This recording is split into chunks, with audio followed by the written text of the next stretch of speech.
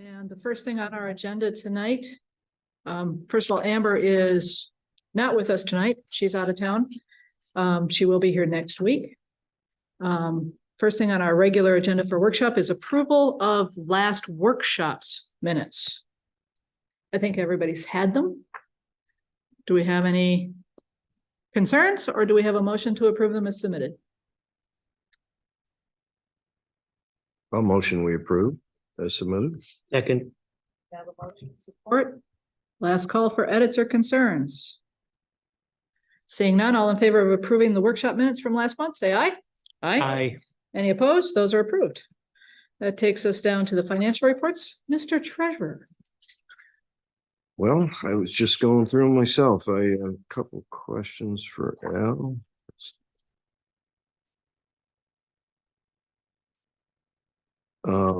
On the 13-page report, revenue and expenditure, top of page 5, the 600 grand for contracted services, amended budget, and the balance, is that road? Yes. 446 is the road account. Okay. That we paid our road work probably 95% paid for the year. We paid what we got billed so far for the year, but that was very early in the year. We've never have to pay this early. They paying it in December, but the work was done in June. Oh, so. Yeah. Bill's on the top, on your other report on the top of page 2. Right. Yep, I saw the 478.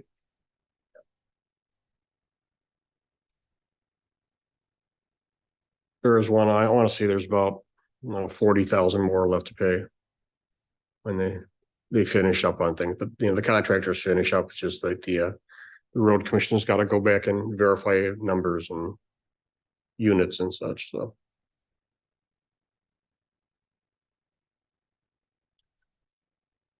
And then we did that, talked about that transfer. and right, and that's like in the email I sent, it was that 400,000 transfer. Yep. I pulled that money out of our Huntington money market account to pay the road costs.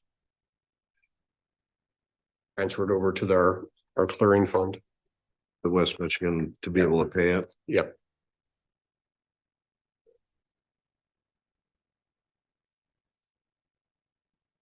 Regarding the Heiser House, how much have we paid for what has been done year to date?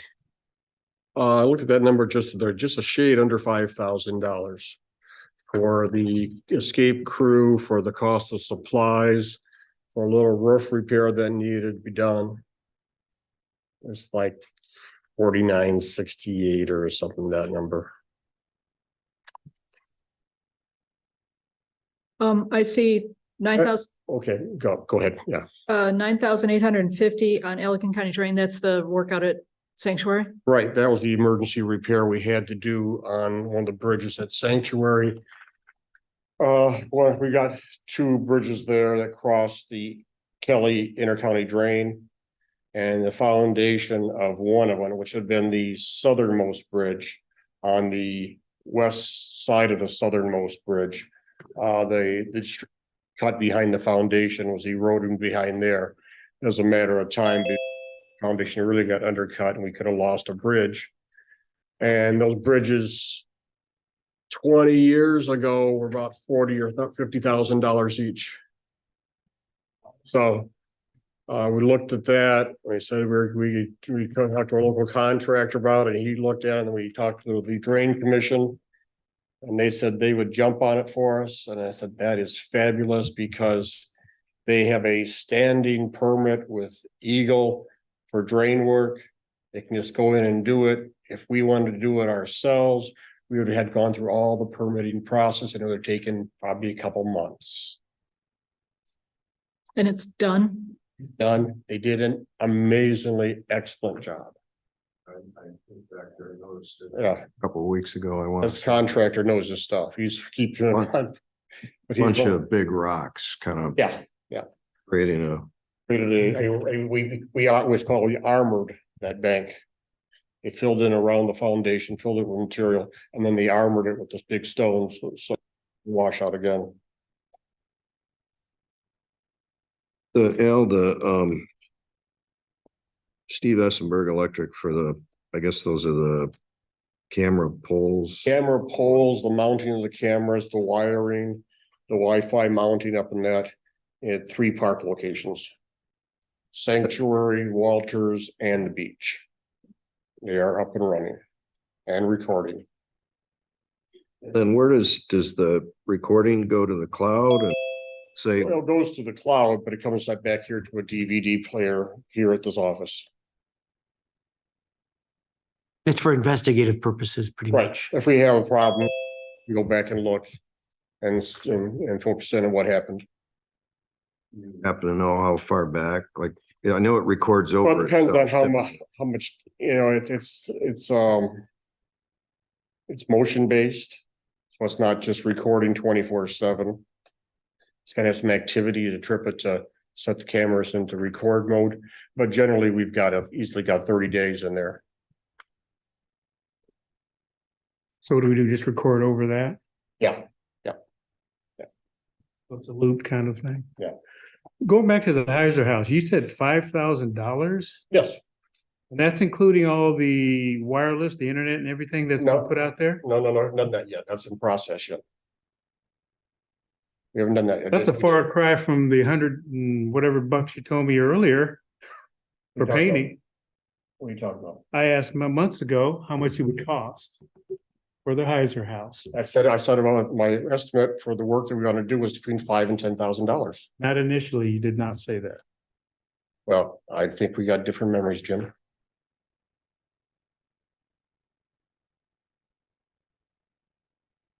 We must. Other questions Questions? other questions on the bills? Jim, anything else? No.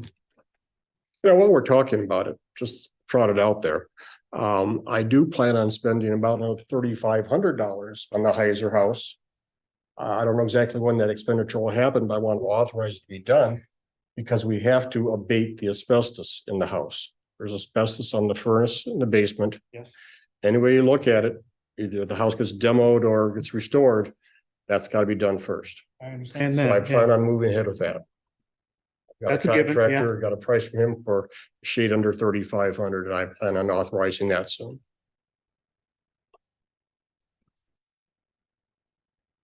Anything else? Jim? I don't see anything else that jumped out. All right, let's go ahead and put the bills on the agenda for the meeting next week.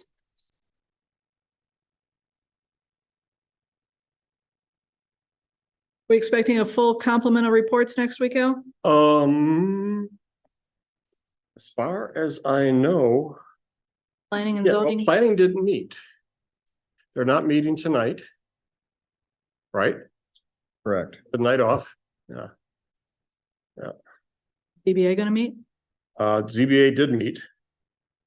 Yeah, they had a full slate. Parks met, fire, yeah, so I think, I have not talked to Story, so I'm not, All right. What do we got on the new business? Okay, first item of new business.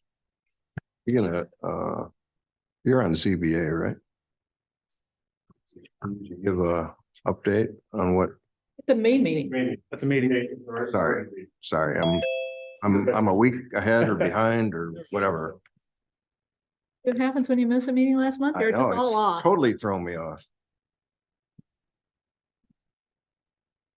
Suppose if we wanted to, we could move reports to workshops since they're just report out, but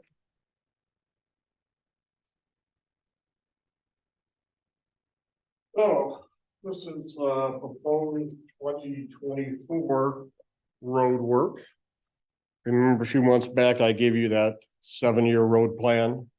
So this just lifts off that, with the exception being is that the bike path for Blue Star that was scheduled to happen this year didn't happen. So that's been moved to the 2024 time slot.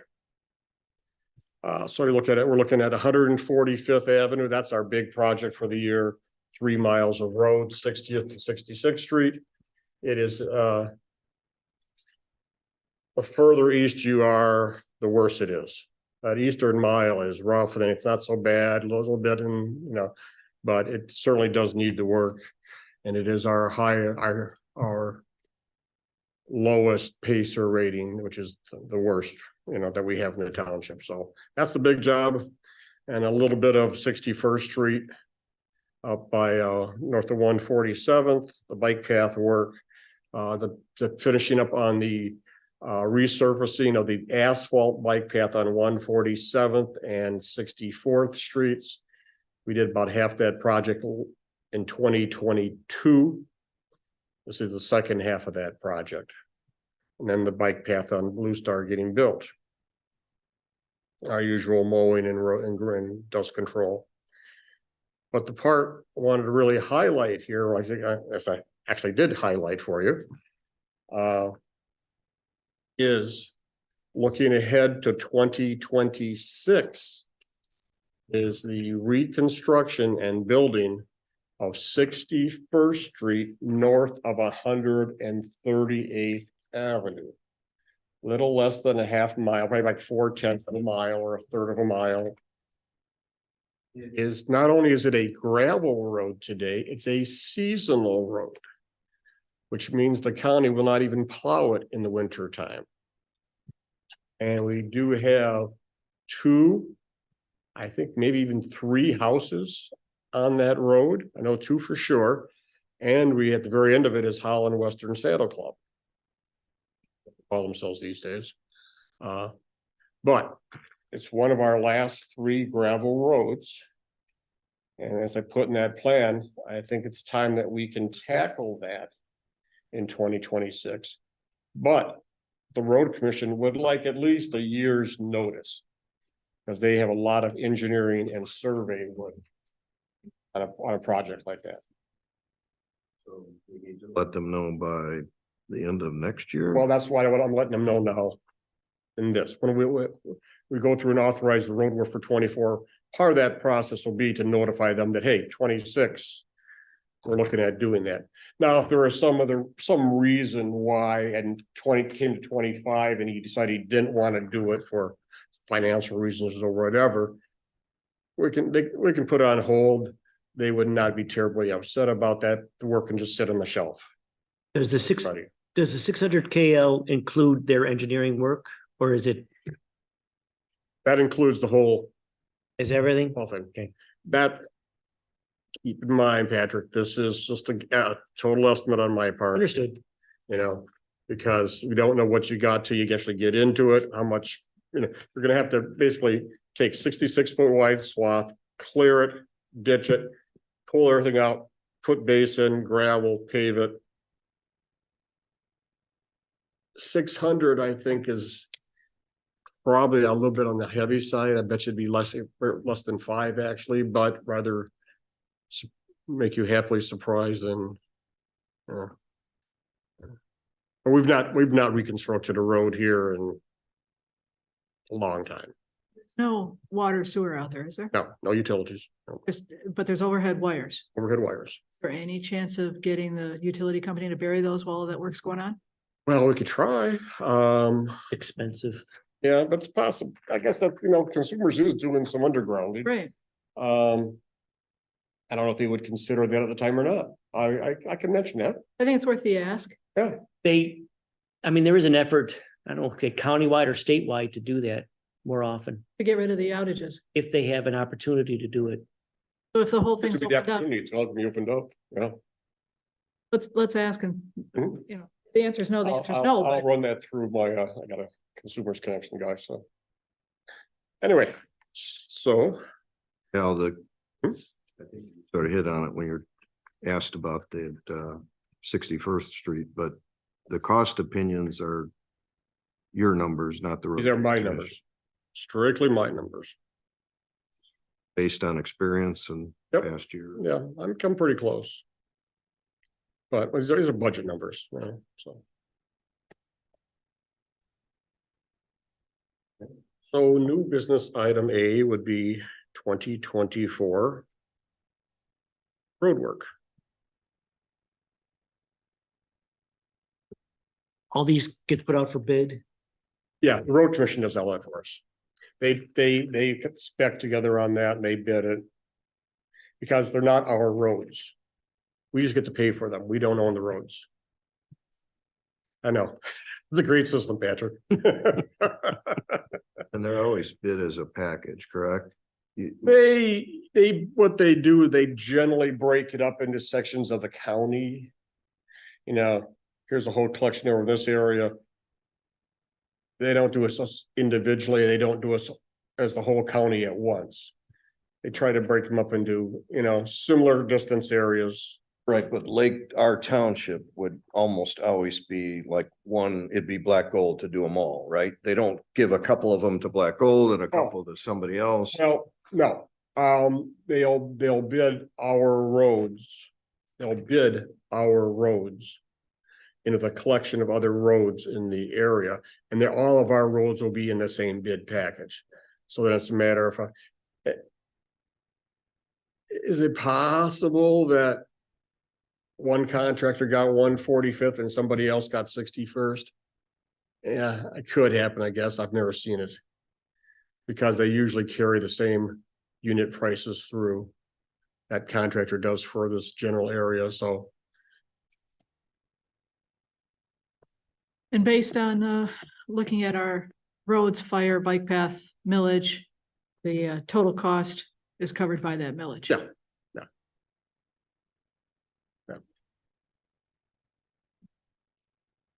On the road work. All right, let's add it to the agenda. Okay. Next item of new business is an appeal to a FOIA charge that I put out.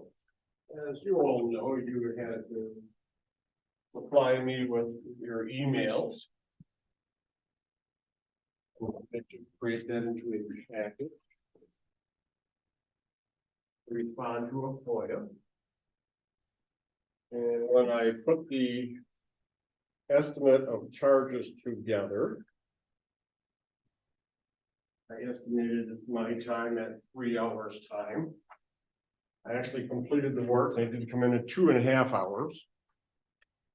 And I can see what the person there, he doesn't think that somebody at a lesser pay grade could have done the work. I disagree. It was not a simple FOIA to respond to. It was actually a very complex one. And I think, you know, he's also, at least in the emails, upset about, I took a 10-day extension on it, but I don't think he's got that in here, so. Anyway, so. Where I had quoted him a fee of $220, $210, excuse me, to respond. I'm actually got it set at $175. This is actually 2.5 hours time, not 3. And the FOIA's waiting, but it's got to pay it, the fee, before I release the information. And he's appealing to you guys to say, is that a proper fee or not? When did the clock start, or where are we on the 10-day? Clock just started just now, because you just received it. I'm not sure it did. It's a Well- board meeting. It starts at the first official board meeting. Yeah. Is when it's Well- received.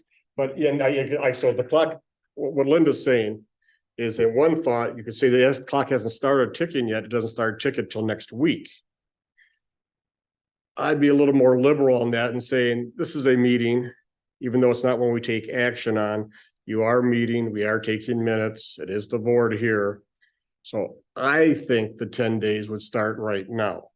But it's the FOIA appeal is not deemed received until the public body meets. So Al's computation is the most conservative way to look Yeah. at it. So I Which is would say fine. you have 10 days from today to make a decision. So this came in shortly after our last board meeting. Yeah, it was after the meeting, so. I've had it well, actually, I don't have it. It actually came to Linda. Dated the 19th of September, right? That's irrelevant.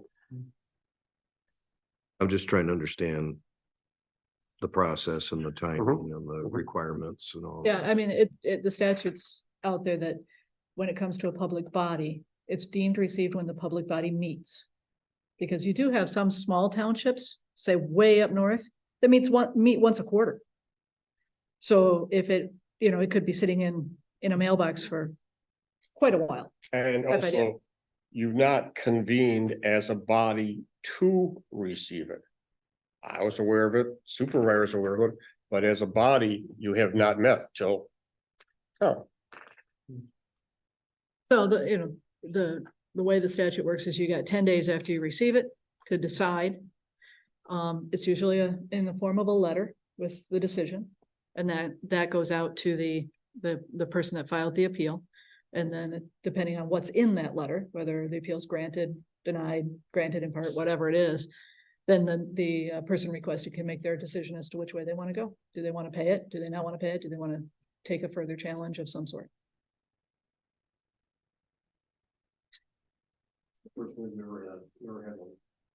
Well, that's in part because we don't bother to do the calculation and request the cost, because Well, normally you can just send it simple right out. FOIAs, we just here. But this took a significant amount of time and work, not only on my part, but each of you. No, I can't charge for you.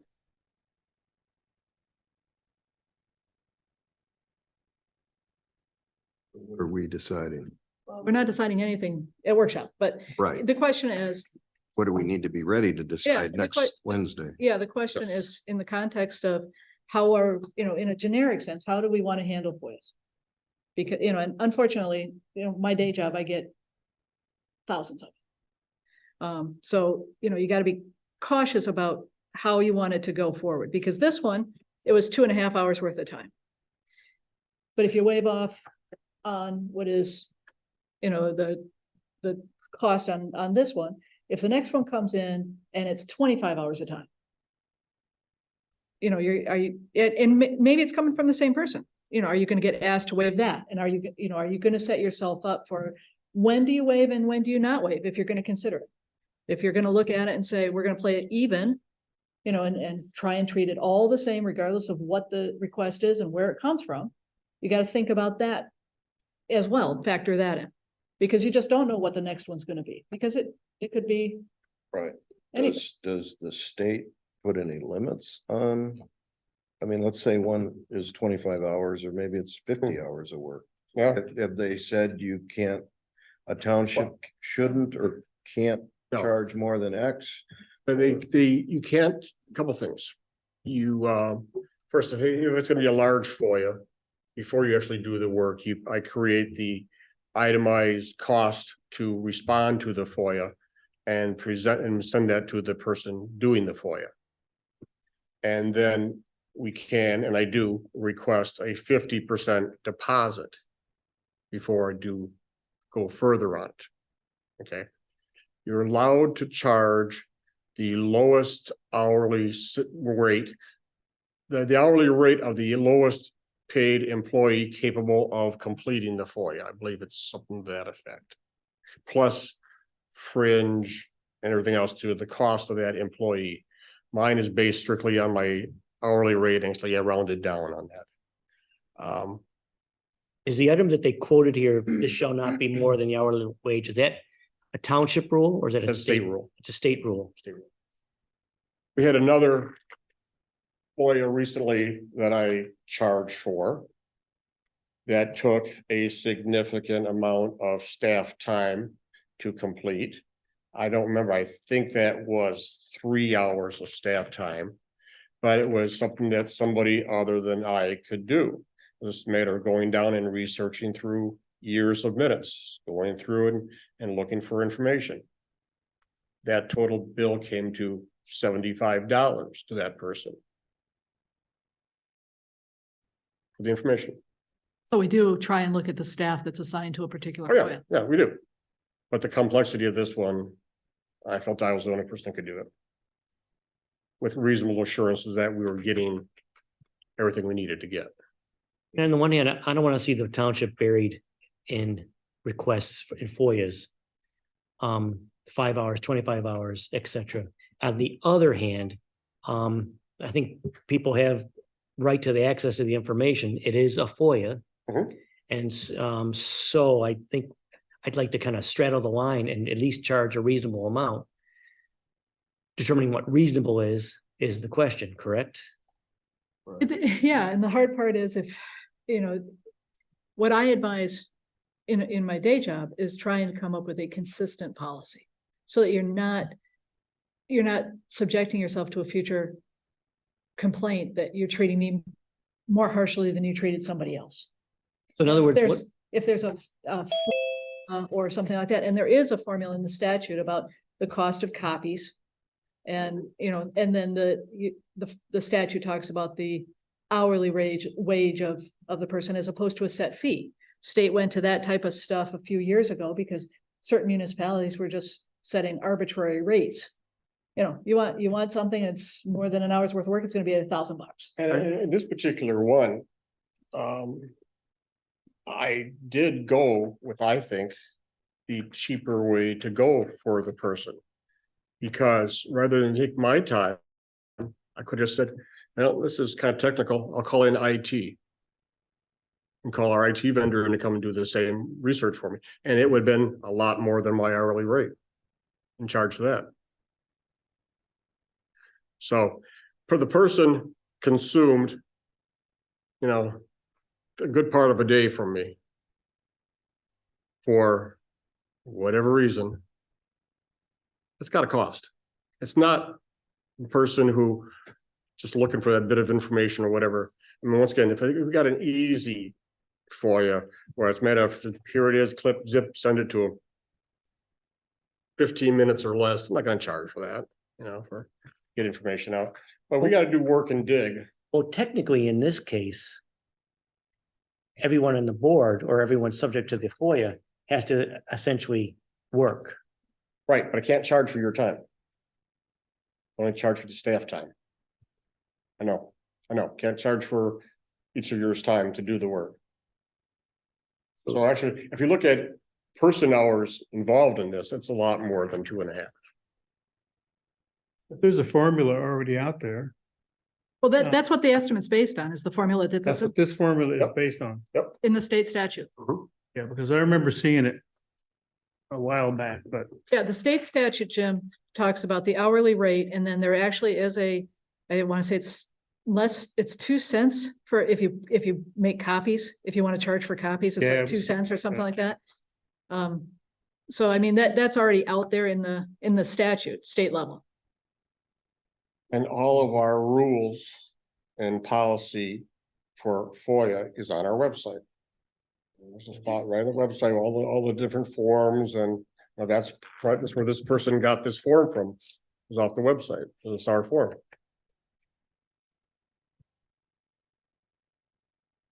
It's for forwarding emails at a 4-hour rate.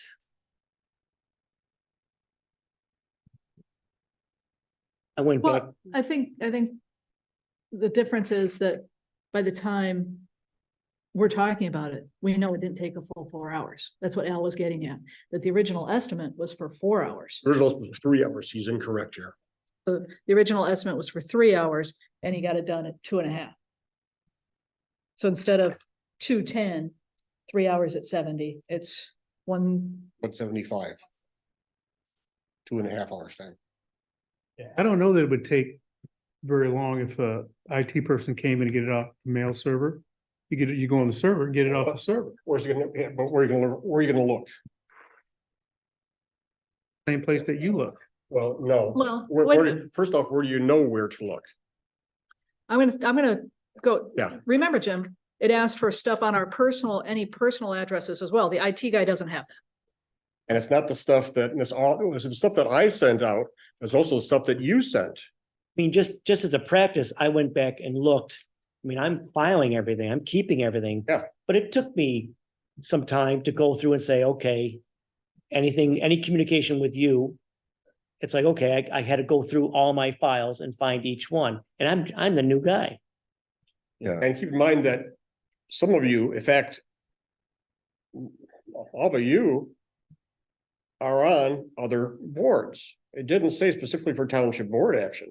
You know, Linda, and I copy Linda on planning commission information. So whenever I sent something to the planning commission, Linda's copied on it, and stuff that I sent to a board member. So back to your question, what we're faced with next week is approval or disapproval of this amount? Okay, Of the 175. gotcha. So, new business item B, FOIA fee appeal. wait a minute, what was A? A was 2024 road work. Okay. Yep. You're saying we had no old business. Correct. Old business.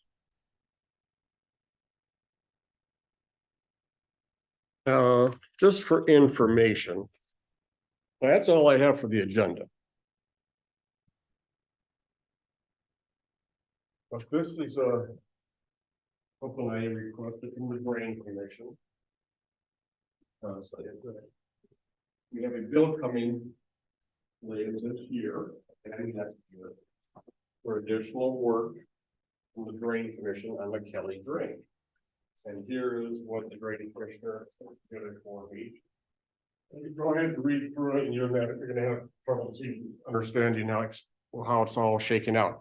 But the gist of it being is we had our Kelly Drain reconstruction project 5, 6, 7 years ago, whatever it was. And you know that the actual work out there to do the project, to actually build it, but our ongoing costs with that have been going on, and this bills goes back for the last 4 to 5 years in some of the projects, that the Drain Commissioner needs more money. A lot of that cost, probably way over half, probably I would say 2/3 of it, is because of state of Michigan regulations on drains these days. Because they require an engineering review of the drain every year. So the Drain Commissioner has to hire the engineering crew to go out there and walk the drain and provide a report for it. They also require the Drain Commissioner to have a letter of credit for repairs to the drain. And that letter of credit must be paid for to have a bank basically bond you. And that fee is passed along to us. You'll see these in those itemized costs in there. Fishbeck being the engineering firm, and I think Huntington is the letter of credit.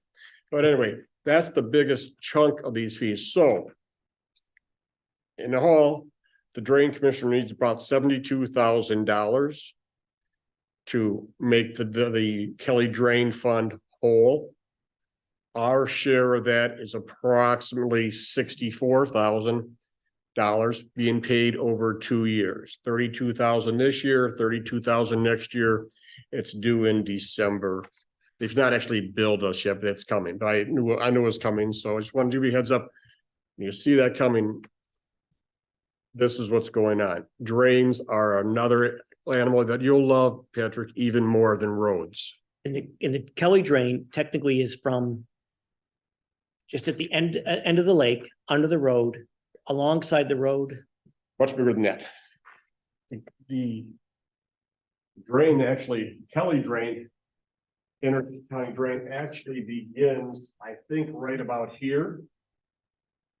It might be called the Tibby at this spot. No, it's still called Kelly. It's Kelly here, goes into Gilligan Lake, Hulse Lake, winds up through here, goes into the Kelly, and winds out and comes out here into Lake Mac at Eldine Ship. At Eldine. By the Mac Yep. Yep.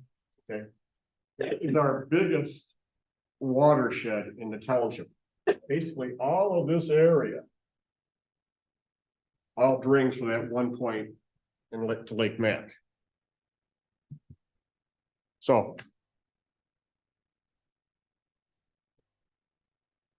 How are they holding on to expenses all the way back to January of 19? Because they have authorization through the inter-county drain board to do borrowing.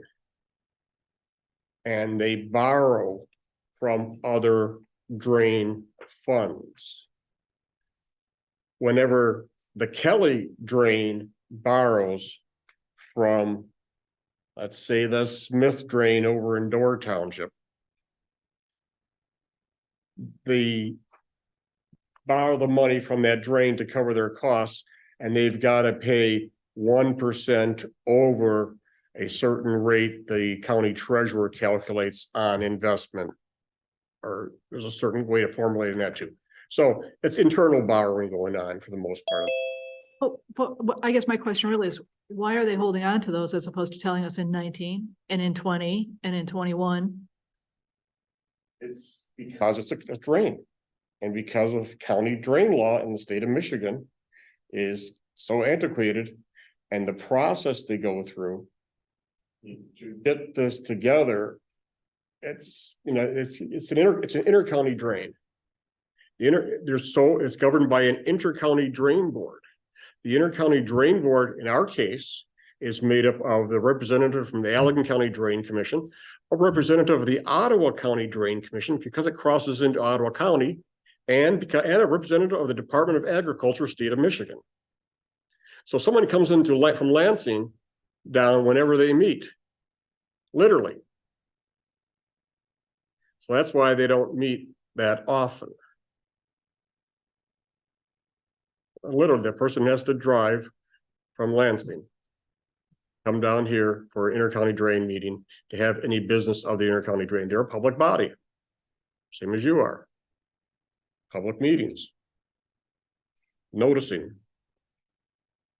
So Al, how much of this? Yep, maybe before you ask that. Okay. So, but also the drain commissioner is allowed to charge a certain amount per year. Yeah, it's really And I low. want to say it's $1,000 a mile.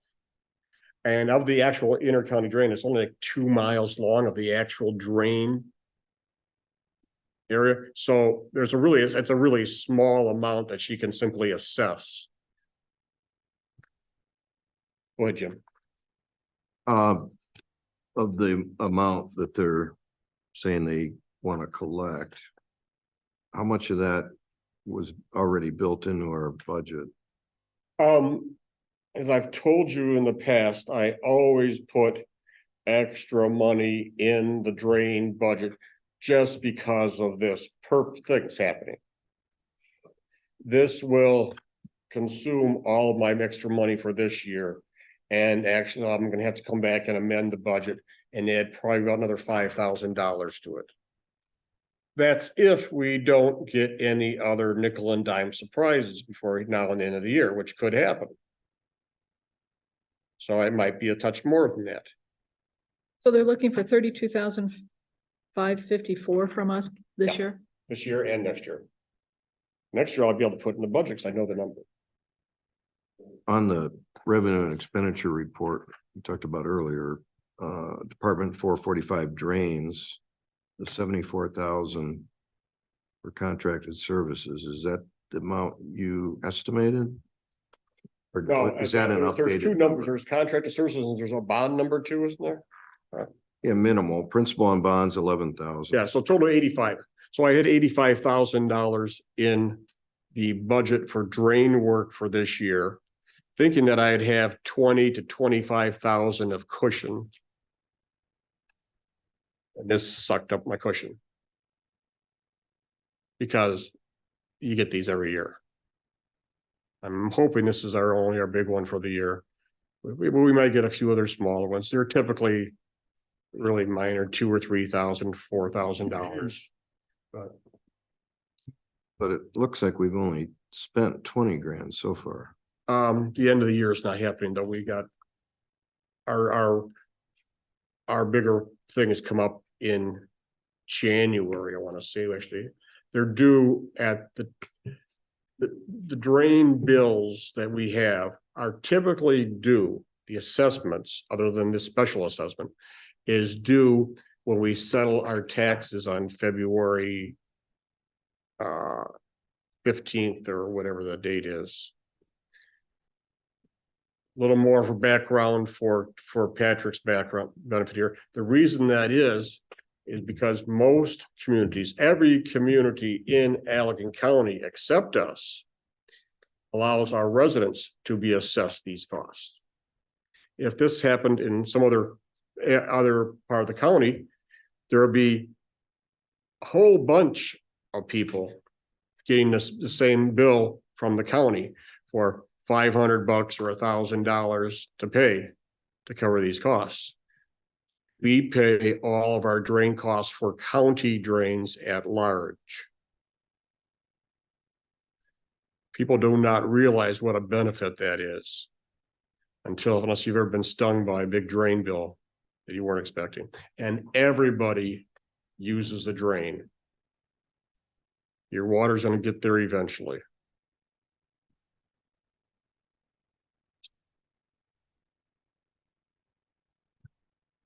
Do we want this on the agenda? No, I don't need it on the agenda.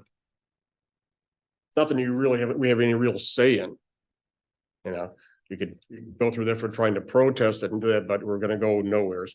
I just wanted you to be aware of what's going on, and partially for Patrick's benefit, because he's new on this stuff, you know, is that, yeah, when you see that pop up in the bills for December's bills, this is what's going on. Appreciate it.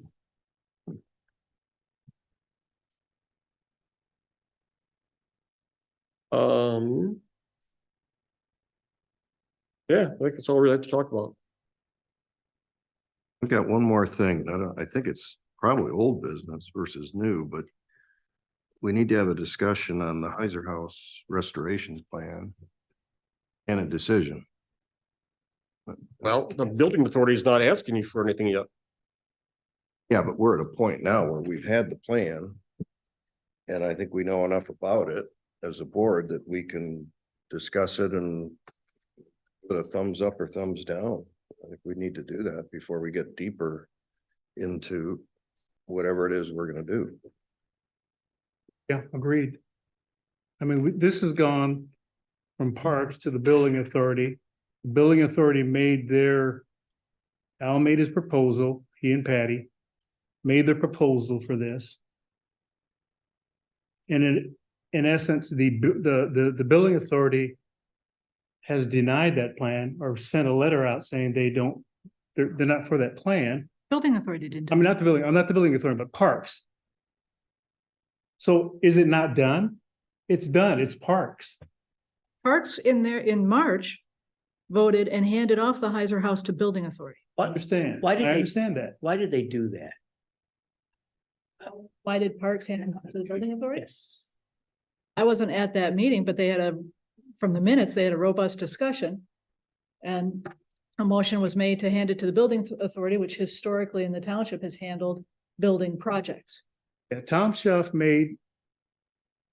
is the one who did that. Well, Tom Schuff, who was on the building authority and was then too, was at the time the chairperson of the Parks Commission. Right. The motion the Heiser House has been a source of frustration for the Parks Commission for 20 years. 20 years. Okay. And for whatever, it's been a source of frustration and things just haven't happened properly. Several different concepts and ideas have been brought to the Parks Commission. Nothing got traction, nothing got approved. So I can supply you with minutes going back 20 years. And I'll send them to you if you want to sit down and read through everything. But we don't need to do that. But the point being is on March 15th, the Parks Commission voted. The motion was made by Jeremy Van Hoven, seconded by Dick Becker, to transfer control of the Heiser House to the building authority, with the caveat that we must come up with a doable plan within 6 months, or the building would be torn down. The building authority came up with that plan within the 6 months. That's where we're at today. Parks Commission sent that letter to you guys. It had 6 or 7 paragraphs in their statements. Not anywhere in there did it say tear the building down or request that even. It just had, go back and read it. It's just, they do not approve of the plan. Okay, That's all it says. So the question comes up in my mind then. What plan would you approve? Why did you give it to us to do this? Did Parks, I don't, this may be a poor choice of words. Did they assume that based on what they said, that Parks would pick up the ball and run with their recommendation to tear it down? Was there a miscommunication between Parks and Building Authority that Parks wasn't clear enough that they just said, no, we're done? I don't think so. Once again, you go back to the March 15th minutes of Parks. They're on the website, and read the actual motion and the comments made before and after that. Jeremy said in those minutes, he just wants it out of the hands of Parks. Something to that effect. That's not verbatim. well, thing is though, it's in the park, it's back in the park's hands now. No, it's not. Well, it's not in their hands, but they certainly have made they've certainly made a strong point that they intended or they miscommunicated, but they thought it should just be torn down. They didn't say that in their letter. Yeah, but And honestly, I reread the motion recently, and the motion didn't say that. The motion Parks said, wants it torn down. yeah, but you gotta go "Hang back. on, I've got the floor this time." Sorry. The motion said, we convey it to building authority to come up with a plan in 6 months, or it gets torn down. It didn't say, or it reverts back to Parks. It didn't say what I think is an assumption on some people that at 6 months and a day, it goes back to Parks. That's not what the motion said. And what that board passed was, it goes to building authority to come up with a plan within 6 months, or it gets torn down, is that's what's printed in bold print in the minutes. I can see it because I just read it a couple days ago. Yeah, and I'm not suggesting that it goes back to the parks. That's not the reason for the request to put it on the agenda for next week. It's time to talk about it and decide as a board, are we gonna fund this or not? Because it's significant 6-figure dollars. And Well, the 125, I think, is probably half of what it's really gonna cost. Hang on, not at all, Jim. let me recognize people, please, so that we can have so that poor Jim Hayden back here trying to take minutes doesn't. Pat, To me, it's a technicality. My mind is pretty much made up, but I'm curious as to why Parks at a late date would come forward with a rather strongly worded letter/email saying, hey, this is what we intended to do. And yet the record would reflect apparently that when they had the opportunity, they passed it off with a weak or non-recommendation to building. To me, it's a technicality. I'm a little confused by it. I don't understand why Parks did what they did or didn't do what they should have done or what they wanted to do. Be that as it may, I'm also prepared to say enough. Let's put it on the agenda to make a decision as to, are we done or are we not done? Yeah, I'm in agreement with that. I've got something here that I wrote down so I will not be misquoted, or my quotes will not be cherry picked into some other area. So I'm gonna read it. This board has allowed the residents' comments to be stifled, especially in the minutes, so they can't talk about the Heiser House or any other pet projects. Citizens' comments for or opposing the proposal via the minutes of the board meetings have been stifled. Residents can't make any comments on the website or on the township Facebook posts because the comment section has been deleted. Where can residents go to state their views on the Heiser House if they're against it. They've been called despicable and everything else because they oppose this on Facebook and everywhere else. So, I mean, you sent press releases all over the place to the TV, the Sentinel, other papers, radio, all of which are one-sided and biased. I haven't seen anything on any press or anywhere of anybody coming against this proposal. I haven't seen it. If I could be wrong. There's a Sentinel article, quotes from Al. He basically threw our Parks Commission and Jeremy Van Hoven under the bus, stating, and I quote, "Parks has had control over the Heiser House for the last 20 years, and they couldn't get off square one with it. They are the reason it was allowed to deteriorate." Well, that's wrong. Jeremy is a new chair of the board. That's wrong. In the same Sentinel article, a quote that I made that had nothing to do with the Heiser House that I made many months ago about the residents not trusting boards was put in that Sentinel article. Had nothing to do with any of this Heiser House stuff whatsoever. So this stuff has got to stop. I mean, we got to have some type of thing where there's equality here as far as residents being able to say what they need to say. And that's fine. The boards can say what they need to say. I'm fine with it. You know, it's not that we were deplorables because we disagree. Well, I may think you're deplorable because you disagree with where I stand. We've been called that on social media. That's all over social media. So personally, I think that Al owes Jeremy a letter of apology, or Patty Meyer, because they threw him under the bus. They threw him under the bus. Al,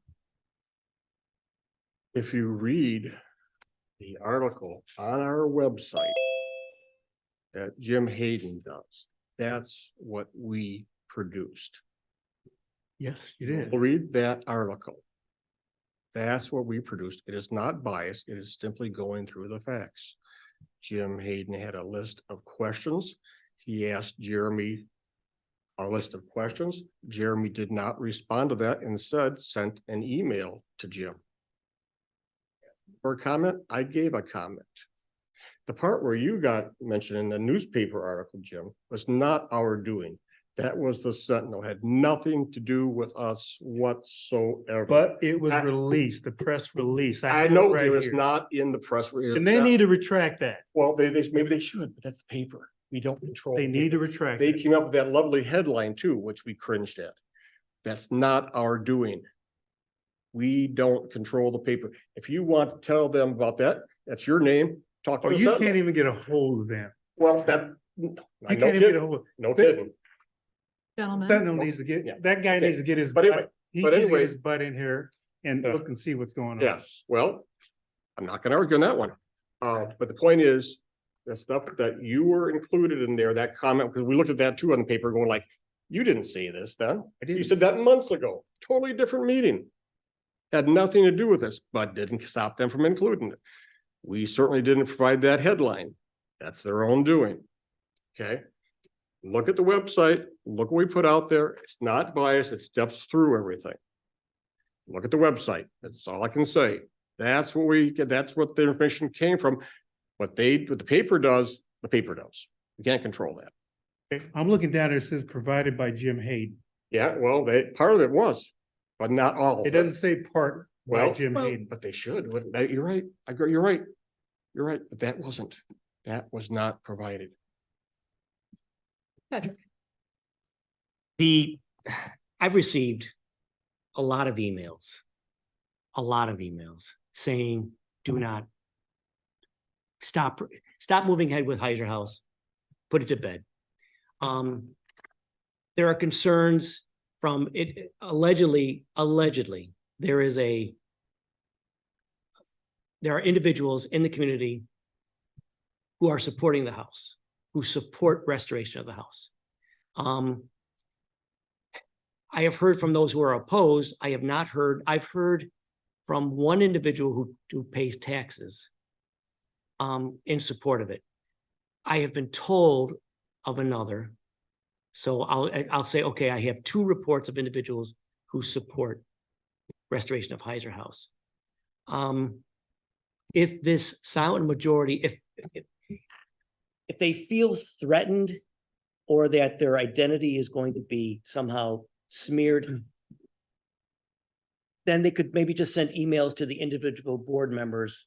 I will stake my grandchildren's life on that. I would not divulge who those individuals were. But if they, unless me personally, I can't speak for anyone else, unless I see an overwhelming flood of support for Heiser House, then as far as I'm concerned, the citizens have spoken, and I am ready to move on a motion to put it to bed.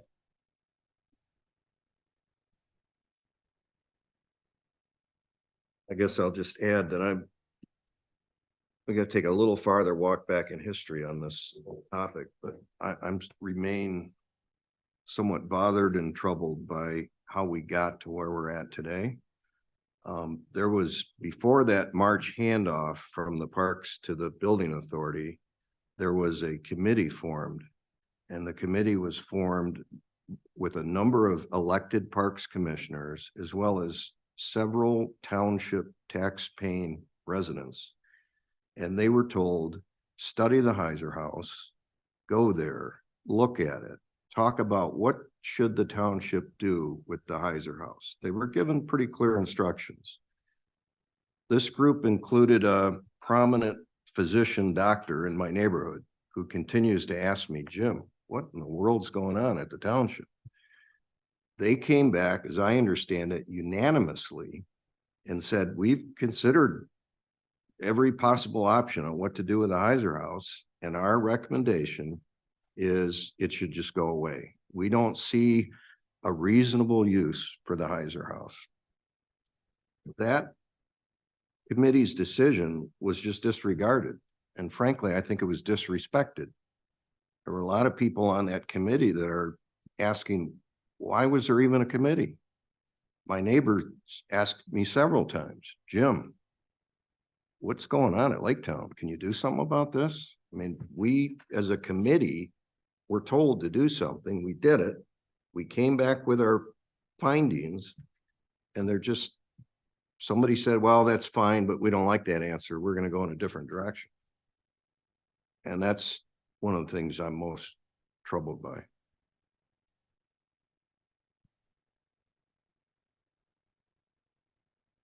Patrick, you look like you want to say something. How does this then get on the agenda for next week? That this is the up or down vote?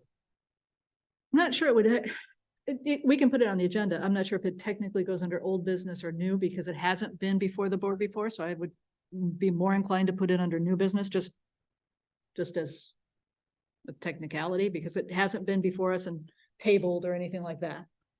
But we can put it on the agenda for new business for next week, and Amber should be here so she can join in the conversation at that point. Business?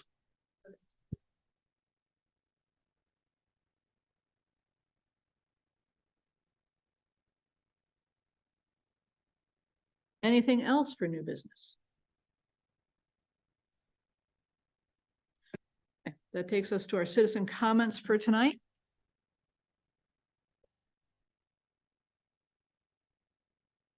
Let's start with folks in the room.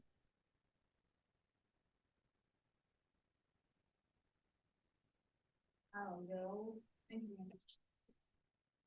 I'm Karen Simmons. I live at 6477 Maple Lane. I've been a Parks Commissioner for a while now.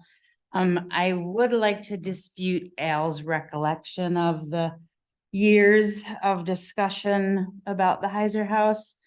The reason the Heiser House was left to deteriorate is because Mr. Meshkin never got a board that was eager to do his projects, what he wanted to do. And so when their consensus was not arrived at, he put it on the back burner until he thought he maybe had a more receptive board to his ideas. We talked many times about this demolishing or getting rid of that house. We talked about a lot of different ideas for that house. And honestly, none of them were necessary or good or cost effective for our citizens. And that's why it's still sitting. Thanks. Thank you. Anyone else in the room?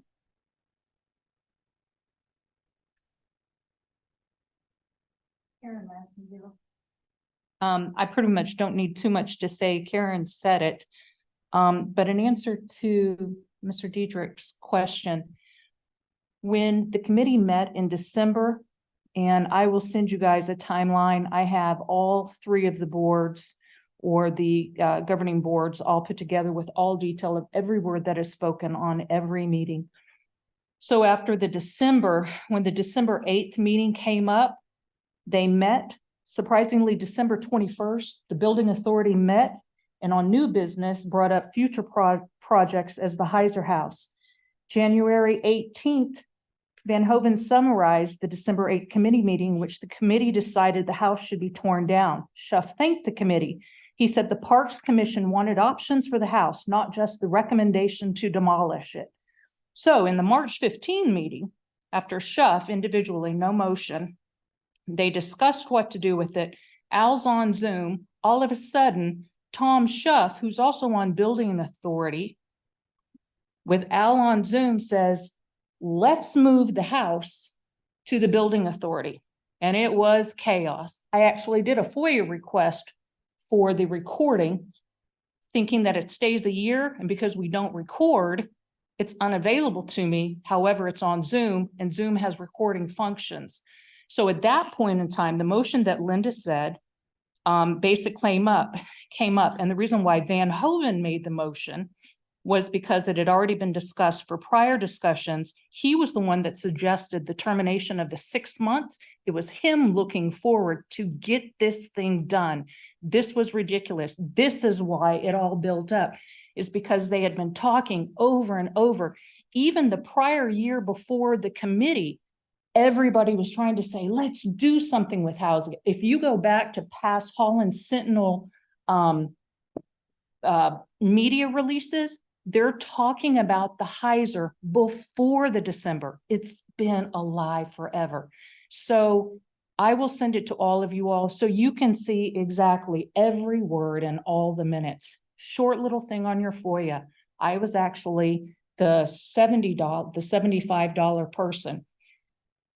I know the motion that you guys are going to do is nothing to do with all but FOIA. Here's my suggestion, because you're going to have to address it. I requested minutes from the Heiser subcommittee parks from back long ago.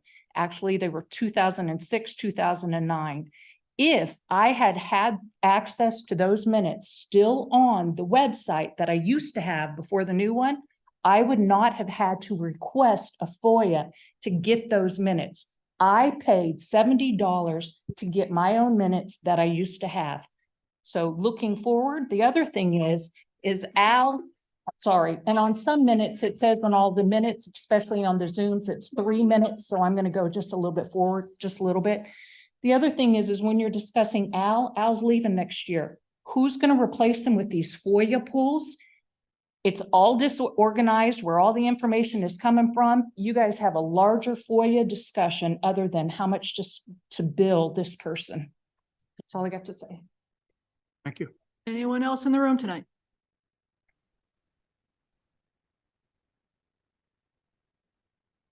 Tom Trunick, 3964 65th. The next time you ask for residents to join a committee like you did for the Heiser House, it may be a little tough if you don't, if you ask them to come up with a resolution on a certain project like you did, and then you just disregard it because it doesn't fit someone's hidden agenda. That, if it was me, I wouldn't even bother, going on another committee. What would be the purpose? It's just a waste of time. And the other thing, you were talking about, handing over the Heiser House to the building committee. And you were very precise on what was in the minutes, word for word. That is what was said. But now that doesn't hold true to what Jim was saying. He was showing word for word what was on his paper, but yet just because it doesn't say it is everything from Jim Hayden, just his name, that doesn't count. I don't quite understand why it holds true when you talk about the minutes, but when he shows something on paper, it doesn't hold true. That's beyond me. Thank you. Anyone else in the room tonight? Jim, anybody online? Hi, can you guys hear me? Yes. Hello? Yeah. Is that? Okay. Yep, this is Tara Toner here, wanting to speak on behalf of myself and my husband, John Toner, Laketown resident. I would like to bring attention to the board, the proper chain of command. The Laketown Township Board and the Parks Commission are duly elected boards by the residents of Laketown. These boards have distinctly different powers under the law for what each board can and cannot do. The Board of Trustees in Laketown may have the power of the purse, but they do not have the authority to maintain, manage, or control any property decisions that fall under Parks per Act 151 of 1905, Chapter 41.426A. The Building Authority was created and is appointed by the Laketown Board. The Laketown Board can only delegate powers to the Building Authority that they legally have themselves. And since the Laketown Board has no legal authority over the parks, by extension, neither can the Building Authority. The Laketown Board cannot use the Building Authority as a workaround to the duly elected Parks Board. This would be an overreach of power.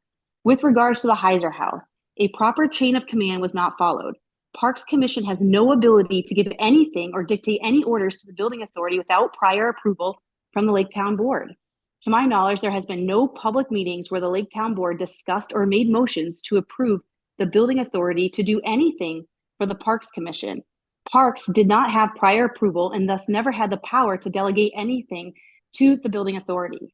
There is a separation of powers here. Congress is elected to make laws. They cannot delegate their powers to the executive branch because they don't feel like doing their jobs. The Parks Commission's job is to make decisions about our parks. They cannot delegate their duty out to another elected branch of our township.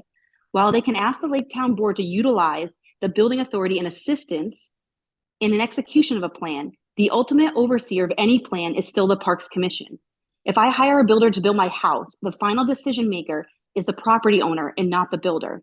The Parks Commission has made clear they do not endorse the Building Authority Heiser House plan. It would be an unlawful act of this board to make any decision that would override the desires of the duly elected Parks Commission. So on a side note here, I don't understand how the board or Building Authority has been working on anything Heiser House related since I have not heard any meetings like in the public. This board, to my knowledge, has not approved any workings of the Building Authority on the Heiser House in public. And if they have given approval outside of the public meetings, this would be a violation of the Open Meetings Act. That's all. Thank you. Thank you. Jim, anybody else? I'm not seeing any hands raised. Somebody just logged in. I don't know if they want to speak or if they're not yet. Is Anthony technically just came in? I don't know if he wants to speak. We don't see any other unused or. All right. I would like to speak if I can have a chance. Yes, go ahead. I'm Emily Pepkus at 6174 Standing Stone Drive. I know that we won't get an answer necessarily, but I wholeheartedly agree with what Jim Delaney said. Given that article in the Holland Sentinel really was just a bad light on our township manager. I mean, honestly, just sounds like a really nasty human being. And I do think an apology would be necessary. And the stuff that's going on social media too.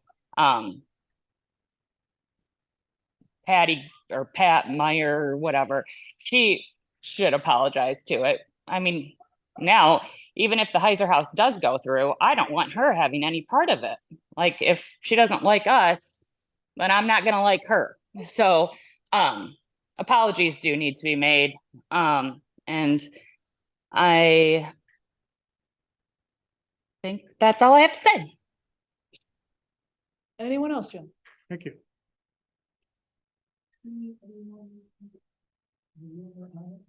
Right. Well, with that, unless there's anything else tonight for our agenda next week, Motion, we adjourn. support. Favor, say aye. Aye. See you next week. Have to waive the